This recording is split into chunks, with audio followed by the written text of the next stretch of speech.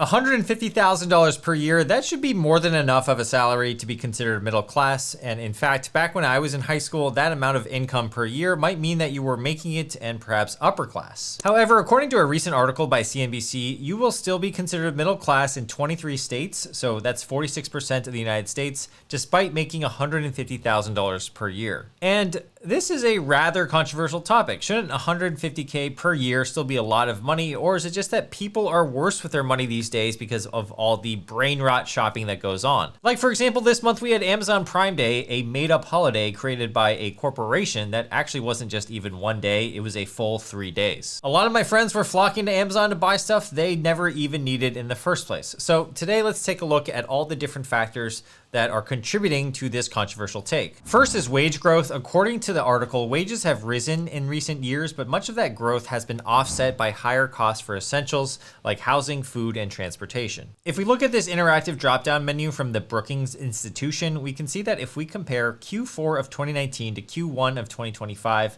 average hourly earnings has an annualized growth rate of 0.45%. Total compensation has an annualized growth rate of 1.31%. Now, while these are growing and positive, I don't think they are growing at a fast enough pace. Especially when you consider a tweet like this one from Charlie Bolello. He's the data guy on Twitter about all things economics. And you can see that the CPI price increases over the past 5 years are mostly in the double-digit range and oftentimes in the 30 to 60% range. So what we're seeing is this constant squeeze or shrinking of a traditional family's budget. Now, because of how expensive everything is getting, for example, food at home, shelter, electricity, gasoline, a dozen eggs, etc., I feel like a family now is feeling really stretched thin and pulled apart in so many directions. You are now being forced to make hard choices between what discretionary purchases to forego in order to continue getting by, or perhaps you actually have to cut out a necessity or perhaps prioritize a necessity over another. But back to the topic at hand, if wages are barely growing, technically $150K a year should still be worth $150K a year, and it should still be a benchmark salary that people should be proud of. Yet a lot of people who make this type of income don't feel that way. So if we look at this graphic from the Statistics, Data, and Facts website, a lot of people just consider themselves middle class no matter what their income actually is. Maybe it's just easier to self-define as middle class. I personally know a lot of people who like to downplay their actual class or income because they just don't want unnecessary attention. So therein lies part of the issue. People either tend to think they are doing worse than they actually are, or they're just completely lying about how they're actually doing. Feelings aside though, the Pew Research Center defines a middle-class household as having an income between 2/3 and double the median household income. According to their recent article in May of 2024, quote, the median income of middle-class households has increased from about $66,400 in 1970 to $106,100 in 2022, or a 60% increase. That means if the median household income is around $106K, then a middle-class household income, by their definition, would then be between $70,000 at the low end and $212,000 per year at the very high end. Since the lower bound and upper bounds vary quite a lot, I think that's why CNBC settled on the headline of $150,000 per year as a safe salary number to still be considered middle class. Now, of course, income isn't just the only defining characteristic of the middle class. There are other characteristics as well, such as owning a home, feeding your family, having a car, and raising kids affordably. So let's actually talk about one of those characteristics, which is owning a home. That's a huge hallmark of the middle class, especially back in the 1970s. Back then, owning a home on a median household income was quite doable, but these days that entire landscape has changed. Back in 1974, the home price to income ratio was 3.6.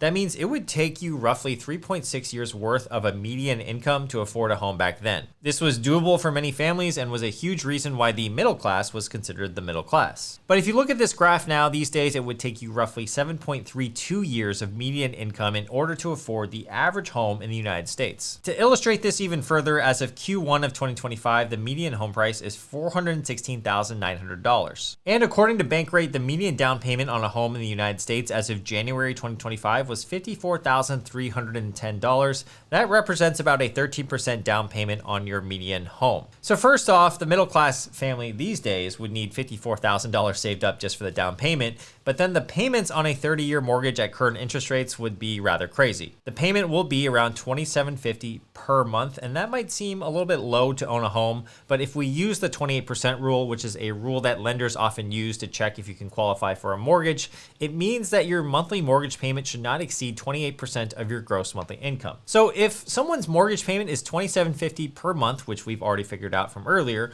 you would actually need to make $9,821 per month, or about $117,852 per year as a salary in order to afford the median home in the United States. Remember that the median household income, according to the Pew Research Center, was just a little bit over 100K, 106K in fact. So the fact that you might not even qualify for a mortgage with a lender given the median down payment and current interest rates is pretty crazy. It's even worse if you're in one of the 23 states on the CNBC article list. Take, for example, one of the most expensive states like Hawaii. The median household income in Hawaii is $95,000, and the high end of the middle class is closer to $190,000. But the median home price in Hawaii was $645K as of May 2024. And with that type of home price and those types of down payments, you still won't be even close to affording a home, especially in a higher cost of living state like Hawaii. Now, a third factor playing into this controversial take is that if you factor in where you live, $150,000 can either go a very long way or basically nowhere at all. Take San Francisco, for example, where the median home price hit $1.549 million. A family making $150K there would need to spend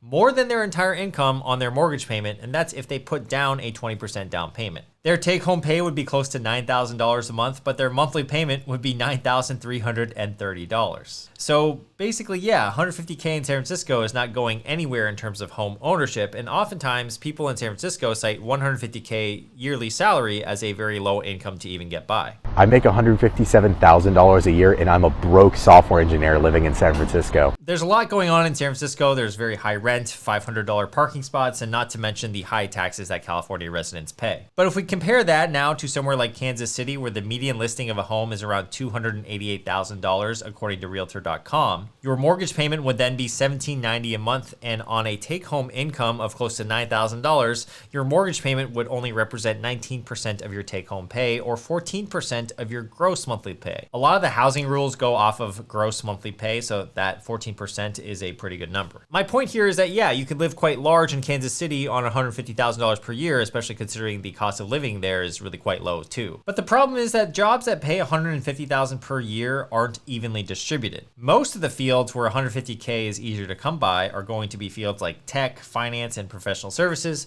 and these are usually concentrated in medium to higher cost of living areas. That means there's this paradoxical trap where if you want to earn more of an income, you actually have to live in these high cost of living metro areas where your income gets immediately eaten up by high living costs. And in high cost of living states like California, $150,000 salary can feel very different depending on what city you're in. $150K in LA will feel different than in Sacramento, which feels very different than in Fresno.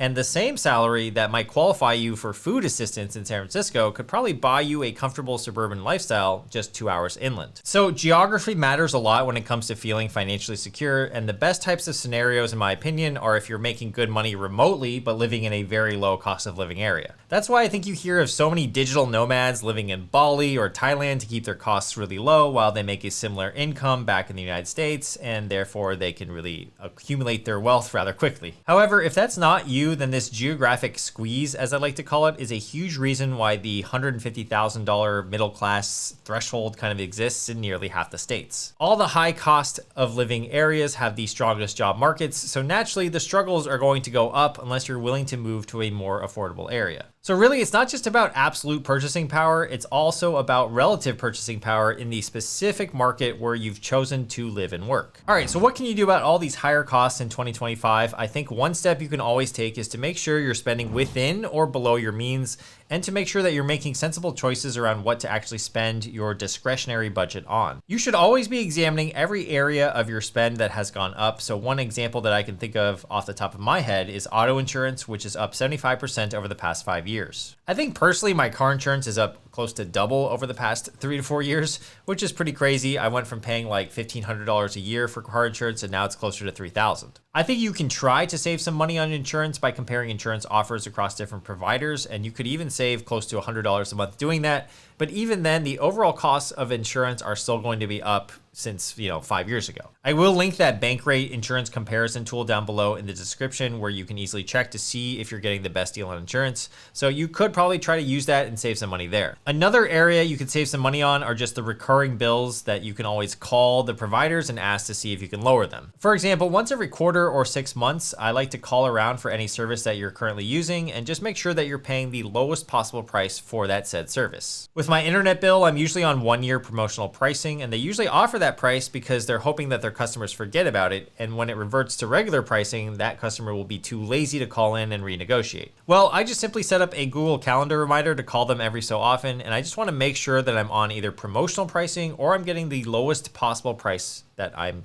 available to get. The other thing that I think you can do, it's a big action item, is to just invest your money regularly, as it's one of the best ways you can actually become rich and start to generate income that doesn't rely on the active trading of your time at your job. The first step would be to contribute to a Roth IRA, which means that your earnings grow tax-free, and as of this year, you can contribute $7,000 a year into that account, and a mere contribution of $250 a month in your Roth IRA, compounded over 40 years at the average stock market return, will actually yield you an ending balance of $904,000. If you can up your contribution to $400 a month, your future value will be over $1.44 million, and if you're able to max it out every year, you're looking at over $2 million. Another thing you can do is to try switching jobs. I know that sounds kind of counterintuitive, but according to the Wall Street Journal, people that actively switch their roles or jobs generally will earn a lot more than those that stay at the same one for a long period of time. A benefit of switching jobs nobody talks about is that you get a clean slate to negotiate your pay, and getting that opportunity to renegotiate your pay in a new job could actually increase your salary by quite a lot. Many people report at least a 20 to 30% increase, especially if you're going to a much larger company with a bigger budget. The idea here is to switch jobs every 1 to 2 years so that you either go laterally in job title and increase your pay, or you go laterally in terms of pay, but you increase your job title. Either way, as long as you're increasing either your pay or your job title every 1 to 2 years, I think you will see outsized returns later on. I do think that this is a better method for someone earlier on in their career. Like if you're already in a career for 20 plus years, it may not be as feasible. I'd love to hear your take on whether or not you think $150,000 per year in income is considered middle class or not. I still think it's a really great salary, and even in some of the most expensive cost of living areas, I think that you can make this salary work. I'm gonna leave up my video on job switching right now, right here, and why it can lead to more pay. Definitely check out that video if you want some more data around how switching jobs might actually land you more money. I'll see you in that video or a future one on the channel. Thank you for being here. Let me know your thoughts in the comments. All right, bye.